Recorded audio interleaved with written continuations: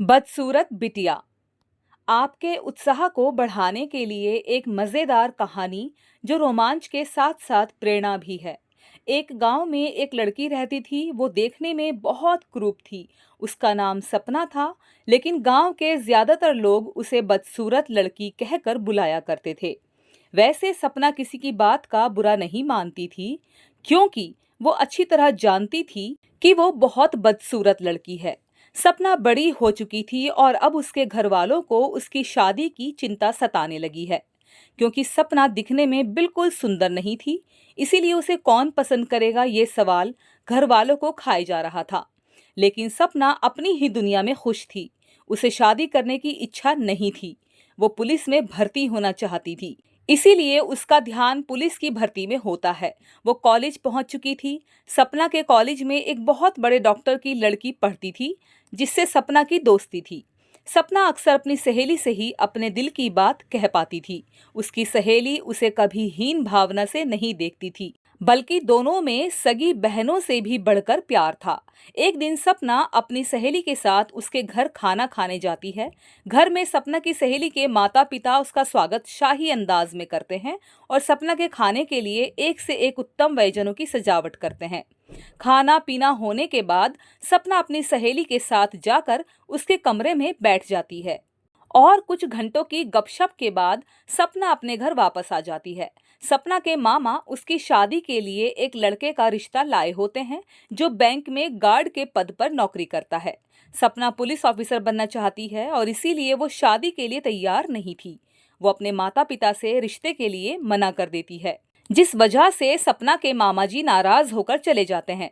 सपना के माता पिता उसके ऊपर बहुत गुस्सा होते हैं और उसे खरी खोटी सुनाते हुए कहते हैं, कलमुही, कलूटी कहीं की, तेरी सूरत देख के तो वैसे भी कोई शादी नहीं करेगा। अगर कोई फंसा रहा है तो अपना बंदरिया जैसा मुंह बंद रखा कर, ताकि तेरी शादी हो सके। और बस सपना बहुत दुखी होकर अपने कमरे में चली जाती है और रोने लगती है।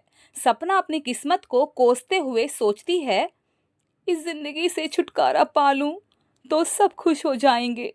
लेकिन वो साहसी लड़की थी, इसीलिए आत्महत्या का विचार उसके दिमाग में ज्यादा देर नहीं टिकता और वो अपने आंसू पोंछते हुए अपनी पढ़ाई में लग जाती है। अगले दिन सपना कॉलेज के पुस्तकालय से कुछ किताबें लेनी थी, इसीलिए वो कॉलेज खत्म होने के बाद अपनी सहेली के साथ लाइब्रेरी जाती है। लाइब्रेरी में एक लड़का सपना की सहेली को एक गुलाब के फूल के साथ एक कागज देता है, जिसमें सपना की सहेली के लिए कुछ शायरी लिखी होती है। सपना की सहेली उस लड़के को वो कागज वापस लौटा देती है और कहती है, मुझे इन सब बातों में कोई दिलचस्पी नहीं, कृपया दोबारा मेरे साथ ऐसी हरकत मत करना। और दोनों वहां से चली जाती हैं। वो लड़का उसे अपनी प्रेमिका समझने लगता है और वो उसे एक तरफा प्यार करने लगता है। अगले दिन दोनों सहेलियां अपनी क्लास में बैठी होती हैं। अचानक वही लड़का दोबारा उनके सामने आकर खड़ा हो जाता है और फिर से सपना की सहेली को प्रपोज करता है। लेकिन इस बार उसे लड़की एक जोरदार थप्पड़ मारती है। लड़का कुर्सी से नीचे गिर जाता है। क्लासरूम में छात्र छात्राओं की भीड़ लग जाती है। सभी के सामने लड़की का थप्पड़ पड़ने से उसे बहुत बेइज्जती महसूस होती है। वो गुस्से में क्लासरूम से बाहर चला जाता है और अब वो अपनी बेइज्जती का बदला लेना चाहता था। इसीलिए वो एक फैक्ट्री में मैनेजर के जरिए पैसे देकर तेजाब की व्यवस्था करता है और कॉलेज की छुट्टी होने के समय गेट के पास खड़ा हो जाता है। जैसे ही सपना और उसकी सहेली वहां आते हैं, वो लड़का अपने पीछे तेजाब छुपाकर उनके सामने आ जाता है और सपना से वहां से दूर जाने को कहता है। वो उस लड़की से आखिरी बार बात करना चाहता था। तब सपना थोड़ा दूर हटने लगती है, लेकिन जैसे ही उसकी नजर खोलते हुए तेजाब पर पड़ती है, तो वो अपनी सहेली को जोर से चिल्लाते हुए भागने को कहती है और वो लड़का तेजाब उस लड़की के चेहरे पर फेंक देता है। लेकिन सपना उस लड़के को धक्का दे देती है, जिससे तेजाब सपना के चेहरे पर आ गिरता है। तेजाब चेहरे में पड़ते ही सपना दर्द से झटपटा उठती है और चीखने लगती है। वहां उपस्थित भीड़ उस लड़के को पकड़ लेती है और पुलिस के हवाले कर देती है।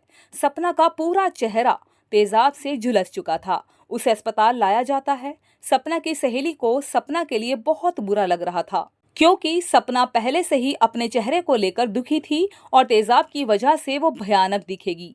सपना के साथ हादसा होते ही उसके माता पिता अस्पताल आ जाते हैं। वो अपनी बेटी को तकलीफ में देखकर रोने लगते हैं। सपना की सहेली उन्हें दिलासा देते हुए कहती है, आप चिंता मत करिए, सब ठीक हो जाएगा। सपना बहुत बहादुर लड़की है। उसने मुझे बचाने के लिए अपने चेहरे पर तेजाब ले लिया।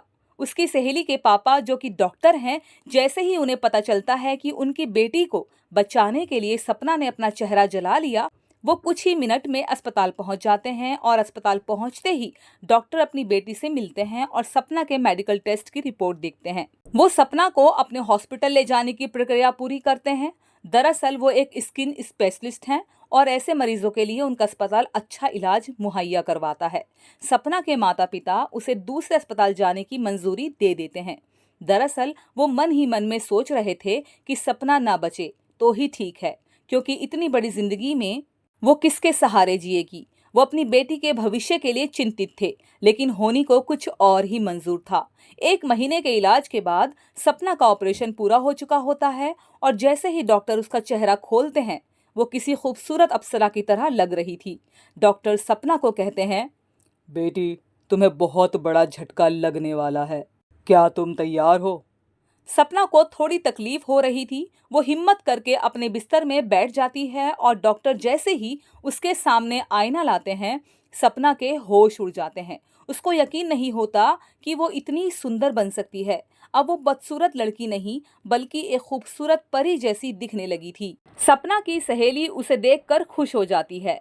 सब बहुत खुश होते हैं। दोस्तों, ये कहानी एक बहादुर लड़की की है जो अपनी चिंता ना करते हुए अपने दोस्त की चिंता करती है, अपनी सहेली को बचाती है, जिसमें उसका खुद का चेहरा झुलस जाता है, लेकिन भगवान ने उसकी किस्मत में कुछ और ही लिखा था। उम्मीद करूंगी कहानी आपको पसंद आएगी। आप इसे लाइक करेंगे। हमारे चैनल आनी ऑफिशियल कहानियां को सब्सक्राइब जरूर कीजिएगा। एक और अच्छी मजेदार कहानी के साथ आपसे मिलती हूँ। तब तक के लिए धन्यवाद दोस्तों।